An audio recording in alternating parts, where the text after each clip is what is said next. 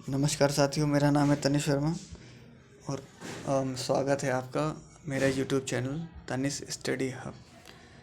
आज जो कि पढ़ाई से हटकर एक टॉपिक पे बात होने वाली है कि जो फरवरी 2024 में हुई यूपी पीआरबी द्वारा उत्तर प्रदेश पुलिस की परीक्षा, जो कि किन्हीं कारणोंवश निरस्त हो गई और पेपर लीक के मामले सामने आए थे। तो इलेक्शन के दौरान ये मुद्दा काफ़ी सक्रिय रूप से चर्चे में है, क्योंकि इसका कहीं ना कहीं प्रभाव लोकसभा इलेक्शन यूपी में पड़ा है।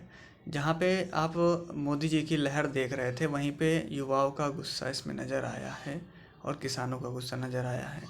तो आज हम लोग उसी पे इसीलिए अपने सीएम योगी आदित्यनाथ थोड़ा सक्रिय रूप से युवाओं के लिए भूमिका निभा रहे हैं। सीएम ऑफिस से जैसे कि खबर आई थी कि जैसे उत्तर प्रदेश के पद भरने के लिए या फिर वैकेंसी और युवाओं को पुनः नौकरी प्रदान करने के लिए कुछ कार्य किए जाएं, तो आज उसके बारे में हम लोग बात करने वाले हैं कि सीएम योगी बोले का आपको पता होगा, कल ऑफिस में बहुत बड़ी मीटिंग हुई है और ये मुद्दा जोर शोर से चर्चे में था।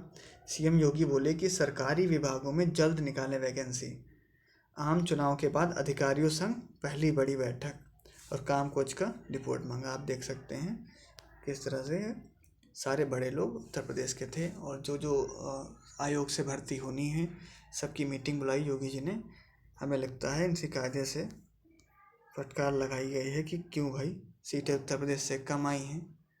तो उसके बाद योगी बाबा का प्रतिक्रियापूर्ण ये एक्शन रहा है। अब हम लोग देखेंगे आधिकारिक तौर पे क्या नोटिस रही। आधिकारिक तौर पे नहीं कह सकते, लेकिन जो चर्चा में है मैगजीन्स द्वारा, न्यूज़ेस द्वारा जो सीएम ऑफिस से खबर आ रही है उस पर हम लोग बात करेंगे कि कैसे हम कह सकते हैं कि भर्ती होने वाली है जुलाई में।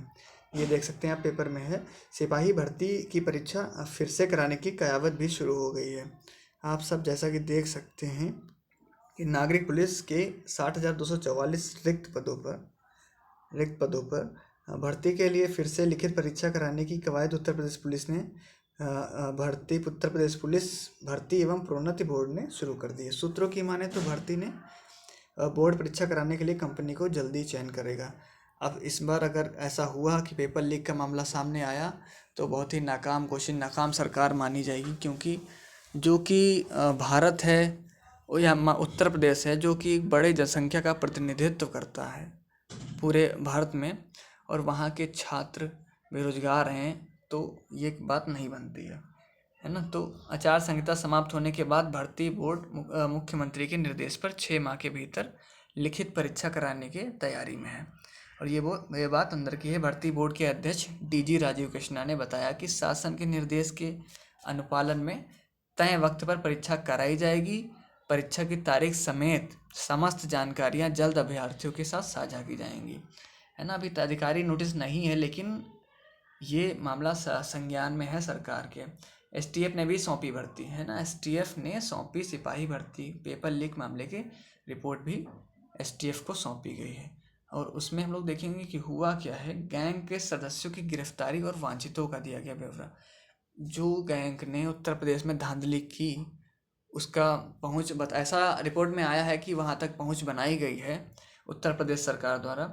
सिपाही भर्ती का परीक्षा पेपर लीक होने के मामले की जांच एसटीएफ ने अपनी रिपोर्ट में बीते दिनों शासन को सौंप दी है। इसमें पेपर लीक करने वाले गिरोह के सदस्यों की गिरफ्तारी और वांछितों के बारे में उल्लेख करने, मैं अपने मन से कुछ नहीं बताऊंगा, क्योंकि जो सोर्सेस कह रहे हैं उन्हीं के पर्सपेक्टिव से मैं भी आपको बता रहा हूँ कि कोई अपने मन से बात कोई नहीं है।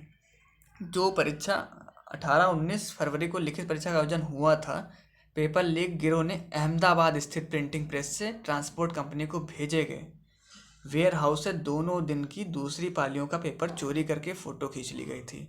अब ये खबर निकल के आ रही, अहमदाबाद स्थित प्रिंटिंग प्रेस, वहाँ से पेपर चोरी का मामला निकल के सामने आया है।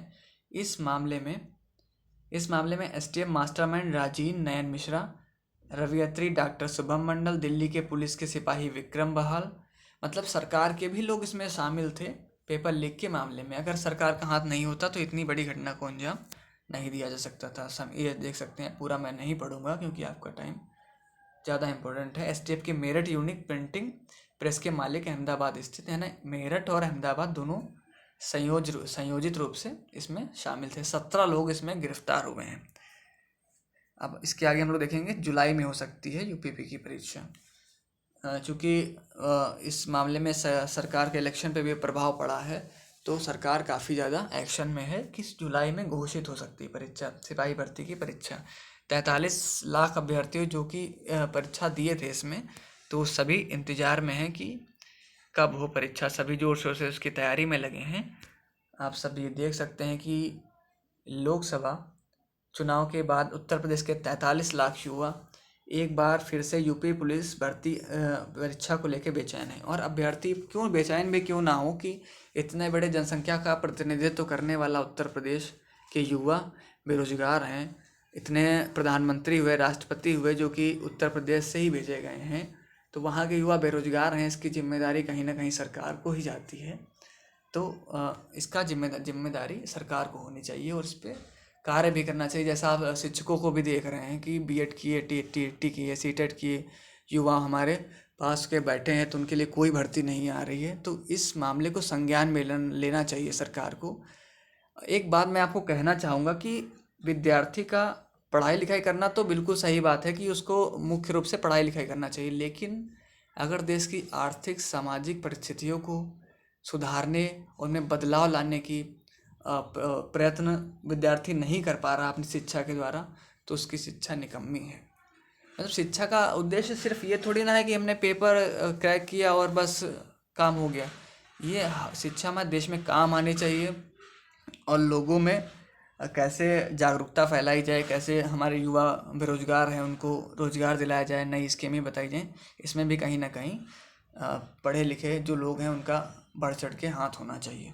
उसके आगे हम लोग देखेंगे, उधर गृह विभाग के सूत्रों के मुताबिक 60,244 कांस्टेबल भर्ती की पुनः परीक्षा की तारीखों का जल्द ऐलान किया जाएगा, है ना। आप सबके सामने देख रहे हैं, ये सब तड़ातड़ न्यूज़ में आ रहा है। 43 लाख अभ्यर्थियों ने हिस्सा लिया। तो मैं पूरा पढ़ के नहीं बताऊंगा आपको, क्योंकि आप सब अखबार पढ़ते ही होंगे लगभग। मैं आपको जो ऑफिशियल नोटिस है वो हेड रेडियो ऑपरेटर की भर्ती का भी पेपर देखिए, कहीं ना कहीं डिले हो रहा था। कई बच्चों का इसमें भी पेपर पड़ा था, है ना। हेड रेडियो ऑपरेटर की भर्ती बोर्ड से मांग की गई। मतलब कि इतना नाकाम कैसे बोर्ड हो सकता है कि कोई भी परीक्षा नहीं हो पा रही है। उत्तर प्रदेश पुलिस रेडियो संवर्ग में हेड रेडियो ऑपरेटर भर्ती से बाहर किए गए बीटेक अभ्यर्थियों ने गुरुवार को विधानसभा मार्ग में स्थित उत्तर प्रदेश भर्ती बोर्ड के बाहर प्रदर्शन किया। प्रदर्शन, अब बताइए विद्यार्थी प्रदर्शन करें या अपना पढ़ाई करें, है ना। तो इस बात को सरकार को सोचना चाहिए ज़रा कि वोट से हट के एक बार ये भी तो देखें कि हमारे देश के युवा कर क्या रहे हैं। ये देखना चाहिए सरकार को कहीं ना कहीं। अभ्यर्थियों ने बताया कि यूपी पुलिस में हेड रेडियो ऑपरेटर की भर्ती जनवरी 2000, अब सोचिए 2022 में भर्ती निकली थी, 2024 चल रहा है। इसमें डिप्लोमा और सरकार द्वारा मान्यता प्राप्त कॉलेज से डिग्री करने वालों को पात्र माना जाएगा। सही है, ठीक है। जो हमारी सरकार इस समय एक्शन में है, तो सीएम ऑफिस से बराबर न्यूज़ आ रही है कि खाली पदों पर नियुक्ति की प्रक्रिया करें तेज, सीएम योगी द्वारा कहा गया है।